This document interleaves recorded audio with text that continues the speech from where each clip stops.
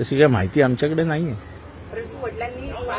वडिलांनी स्वतः याचिका केली. आता ह्याच्यावरती तिच्या वडिलांनी कसं वागावं याच्यावर मी काय बोलू नये. पण यामध्ये राजकारण असू शकतं का? राजकारणाशिवाय वेगळं काय असू शकतं. काल औरंगजेबला आरएसएसनी लॉक लावल्यानंतर विषय तर पाहिजेत ना. महाराष्ट्राची दिशाभूल करायला काल औरंगजेबला आरएसएसनी लॉक लावून टाकलं, त्याला कबरीत परत बंद करून टाकलं.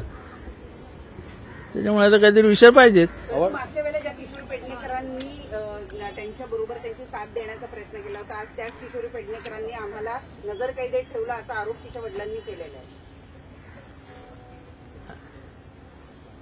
आता कसं आहे, सगळ्याच गोष्टी या आता टीव्ही समोर काय बोलायच्या. 5 वर्ष काय झालं. एखादा बाप 5 वर्ष शांत राहू शकतो. मी सुद्धा एका पोरीच्या बाप आहे. माझ्या पोरीला बोट लागलं असतं ना, बोट, त्या माणसाचं मुंडकं काढून टाकलं असतं मी.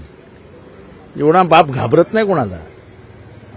जेव्हा राजकारणात त्या राजकारणाच्या सगळ्याच पातळ्या खाली चालल्या आहेत. अजून याच्यावरती कोणी काय बोलायचं. याचिकेवर तुमचं प्रश्नचिन्ह आहे. ज्या पद्धतीने तिच्या माझं कशावरही प्रश्नचिन्ह नाही. मी स्पष्ट शब्दात सांगितलं की सुधीर मुनगंटीवारांनी आमची बाजू मांडली आहे आणि ते मांडतायत तीच बाजू योग्य आहे. CEN न्यूज, देश प्रदेश की ताजा तरीन खबरों के लिए CEN न्यूज को सब्सक्राइब करें और रहें पल पल की खबर से हर पल बाखबर.